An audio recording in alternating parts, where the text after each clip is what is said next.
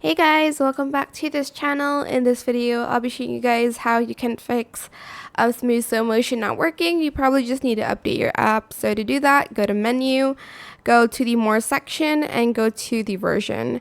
Check for updates, and if there's an update, you're just going to select install now and it's going to install the update, and hopefully after this your smooth slow motion will work.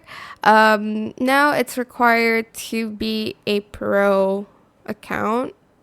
Wait, did that make sense? Now like you have to join like the pro account to be able to use the smooth slow motion feature. So maybe if you haven't joined it, it won't work for you. But yeah, that is it for this video. Either update the app or join CapCut Pro. I hope this tutorial was helpful for you guys. Don't forget to like, comment, share. Also, subscribe to this channel if you haven't done that already.